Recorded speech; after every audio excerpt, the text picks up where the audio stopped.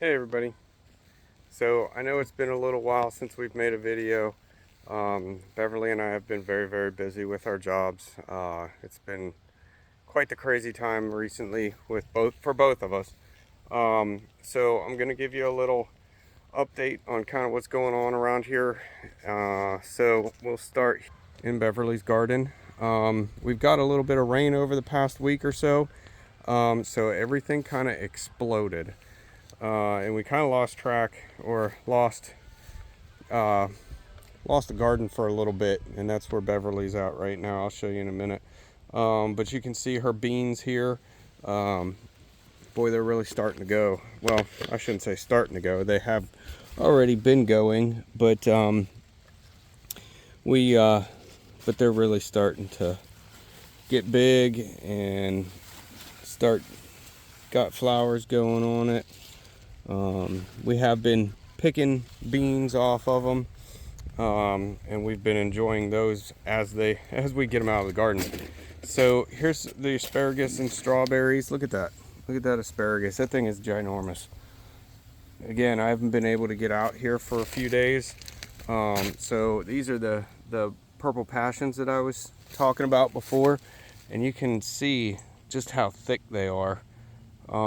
They're gigantic. So I got to get out and pick those asparagus, and I still got strawberries going. These guys they're so good. They're doing so well. So I got asparagus popping up everywhere. We got the strawberries going still. There's Beverly. Say hi, Beverly. Hi, Beverly. Funny girl. I'm having to repair the... Go ahead and talk about it, Ben. So our tomatoes are wilting, and I don't know why. Show them those over there. Okay. So, the ones in the ground are wilting, and that's never happened before. You can see it's just a couple of them. So what I'm trying to do is I'm going to put sunflower seeds and peas to try to probably use a worm castings like a tea, and try to repair the soil. It says it's like a fungus, but I don't know. I might have to just pull those so they don't affect the other ones, because we're starting to get little tomatoes. So that's what I'm doing. So that's what she's been doing. Her oregano has taken over this quarter of the garden bed. We gotta cut that down, cut that down, cut that down, On the list. and get it a little bit under control. Okay, I would like to show you guys, because I'm pretty excited about this. So the figs that we have, my grandfather's figs, I want to show you guys. Look at that. We got little figs growing already. There's another one. I was pleasantly surprised when I came out the other day in passing, and I looked, and I got little baby figs growing. So we're pretty excited about that. So the figs are starting to go. The garden has already been going, but it's really starting to go now. I don't know if you guys remember, we had two huge piles of brush that we had cut. Well, this morning I decided, hey, you know what? Those brush piles, they're out of here. So I lit a fire and they burned down beautifully. We had just a little bit of wind, which at first we weren't kind of excited about that, but the wind actually helped us. It burned in a way that it just kind of kept it all together. It was quite amazing, and I'm very excited about how that went. So we're just gonna let those burn down, and Beverly is gonna use the ash from those piles to fertilize garden and other things that we do around here. So I want to show you something else that we did last weekend. I didn't get video of this. I should have got video of this, but as we keep going, I will get and show you. So we started our fencing, right? Well, not started, but we're continuing to run our fencing. And you can see we put poles in the ground. This is going to be the front side. We run 4-wire high tensile fencing. And I put those in. We're going to put a couple T-posts in. And then I sunk the corner posts here. This is a gate post that we put in the ground. And then the gate with these posts here. So obviously the gate goes on the post here. And it's a pretty simple process. And I did a corner H brace here because this corner is going to be carrying a lot of weight from the high tensile fencing that is being pulled. And I'll kind of explain that to you guys here. So remember how I cleared out that whole row all the way down to the end of the property. So this corner post and this gate post right here is going to be carrying the weight of all of the fencing that I run on this side of the property. So that post right there is going to be the base. I'm going to wrap it around, the wire around, and that's going to be my base post. And then the wire is going to run across the front here around that pole and then run down all the way down there to the corner where we put another post in last week. Throughout that span, it's probably about 300 feet. We'll probably put a break or two in there because obviously there are tree limbs and stuff that kind of go over top. And if a storm comes and a limb breaks and it falls on our fence line, we don't want to have to replace 300 and some odd feet of fencing. I would rather just replace pieces of that. And it just, all I have to do is just make them individual runs and then splice them in and, you know, just basically connect them with jumpers. And so that way, if something falls on the fence line, I'm not losing, or I'm not having to run an entire 300 and some feet of fencing. So this post here, this corner post, it's kind of wet here. It gets real wet here when it rains. So I don't want that post to pull in because the pressure is going to be pulling that post in that direction.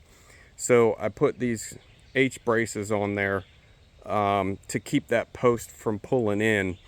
It just gives it added support. And then my thought process on this post is, because normally you would want to put some kind of bracing on that, but it's got a 16-foot gate on it here. So I'm just guessing, but they're 8-foot poles. I put them 3 feet in the ground, and I got a 16-foot gate pulling the other direction. So I'm hoping that the tension from the wiring doesn't pull it and start to make it sag. So that's my plan. We'll see how it works. We don't want to do this again, but you know, so you can kind of see right down there how we're going to start the wire at the corner post there with the H brace and then run it to this post, and that's going to be a single run. I'll trench it underneath. I'll trench underneath the ground here to this post here, and I will connect them. I'll jumper it in, and it'll keep going out, and it'll feed our entire field just from there. So we are doing posts. We are going to be running wire here soon, and you know, we're just, oh, and autumn. I don't know if we can see autumn. So we believe there is going to be a baby cow very, very soon. Probably within, if I were to guess, it would be within the next week or two. We're gonna be having a baby cow, and I'm gonna see if I can find Autumn real quick, and I'll show you guys what I'm talking about. Because with cows, when they don't have a baby on them, or you're not actively milking them, their milk bags underneath them, they kind of get a lot smaller. And an indication that they're going to calf is when their bags start to fill up. That means they're starting to produce milk. That means they're preparing their bodies for the baby. So let me see if I can find them. They're probably out here in the woods. Oh yeah, look at these guys. Look at these guys. They think they're gonna get fed. Not this time, fellas, ladies. Look at them.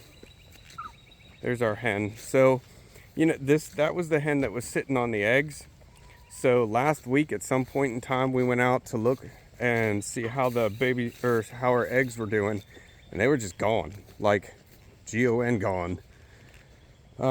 We don't really know where they went. There was no indication of anything. There's no eggshells. There's no, you know, broken anything. Nope. They're just gone. So we have no idea what happened. Oh, look, there's Elsa, that little tank. There's Autumn. Now, if she would get up, Autumn, sweet baby, come on, get up. Let's show everybody how pregnant you are. I know you're struggling here. You're on a struggle bus. All right, so if she lets me, so you can see she's really starting to get big back there, which tells me she's getting ready to calf. Here, let me see if I can get around the back side of her. There's little Elsa. Hi, Elsa. Hi, Elsa. Will you let me touch you? Oh my gosh. See that? She's still a little skittish, but all right. So we're looking at Autumn here.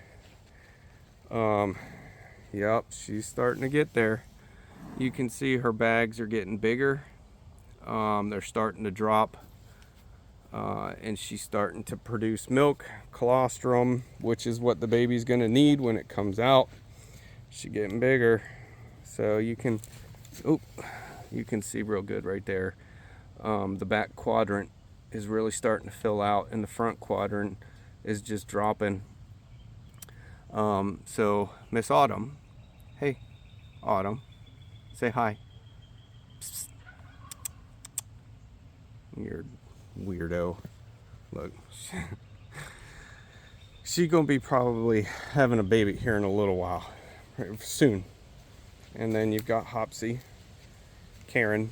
She's my Karen. Yep, that's you. But they come back here when it's hot, back here into the woods. It's nice and cool right here. Huh, Else? Is it nice and cool? Look how she looks. Look at her. She is a pretty cow. So here's something funny about Elsa. I don't know if you can see it, but if you look real close, her udders, there, you can see that. You can already see her udders, which is odd to me, being a first time. You know, we've only had cows. We've only had cows for a couple years. So we're kind of learning on the fly. But and to be honest, Elsa's the first heifer that we've had born on the farm. So I guess it would make sense that it's going to be a little bit different. But, I mean, even when we had Autumn and we got Autumn, her udders just weren't that prominent. And Elsa's are. Look at him. He lost all his tail feathers. You're like half the man you used to be, dude. You don't even have the cool stuff. But anyway, so that's kind of what's going on. Again, I apologize that we have not been a little more proactive with the filming. you can see our field is nice and green. It's not all that great grass wise, but we're working it. You know, 2.5 years ago this was all woods, so I think we're doing okay. And if you, I don't know if I can do this, but I'm gonna try. That post right there, let's see if I can get my finger in there without it. I don't think so. Anyway, that post right there is the one that we put in last weekend. That again, that's gonna run out. That runs out to our field out in the front, and that's when it's gonna jumper into the front. So yeah, let me run over to Frankie and Missy for you guys. I know everybody likes to see Frankie and Missy. So let's take a look here. Oh, Frankie. Oh, Frankie. Say hi, Frank. Say hi, Frank. Hi, buddy. Say hi, Frankie. I know you are. Look at him. He's so happy. Aren't you? You happy? All right, buddy. Where's Missy at? Where's Missy at? Missy May. Little Missy May. I say little. Hi, sweet girl. Hi, sweet girl. Hi, sweet girl. Hi. Hi. How are you today? Huh? You good? Okay. And then we have the flock. Everybody still wants to be fed. Frankie. I know, buddy. I know, buddy. Look, it's like I'm a Pied Piper or something. These guys just follow me around everywhere I go. All right, guys. So there you go. That's a little what we've been doing. We're gonna try to sink more posts in today. I asked Beverly to video me doing that. It's not that hard of a process, but it does require some tools. The auger, that thing, I'm telling you, if I didn't have that, I wouldn't have shoulders left, because there ain't no way I'm gonna dig these holes if I didn't have an auger. So I've gotten rather proficient at using it, so it's a godsend. Of course, smart people inventing smart things. Looky there, little Spook. Spook, what's up, buddy? Hi, buddy. Say hi to everybody. Say hi. Say hi to everybody. Say hi. Good boy. And then there's Hank. Hank, you good boy? Huh? Hi, buddy. Hi, buddy. How are you today? Huh? How are you today? You gonna say hi to everybody or no? Okay. And then Lily. Oh, Lily. I've kind of rambled enough, so we're still going, getting at it, doing things that we got to get done. So, oh, I didn't even, our little we put, so shameful moment. We went to Lowe's and we bought zucchinis. We didn't get ours started quick enough. So Beverly literally just put those in the ground today. That's why they look a little sad. But those are cucumbers? Yep. You didn't put the zucchinis in? No, we're gonna put them in the ground. Oh, put the zucchinis in the ground. Yeah, we put our watermelon volunteer in there. Okay. And, that's only 4 cucumbers. All right, so those are cucumbers. There's cucumber seeds over here, the silver slicers. The seeds are over there, and then these are our shameful plants.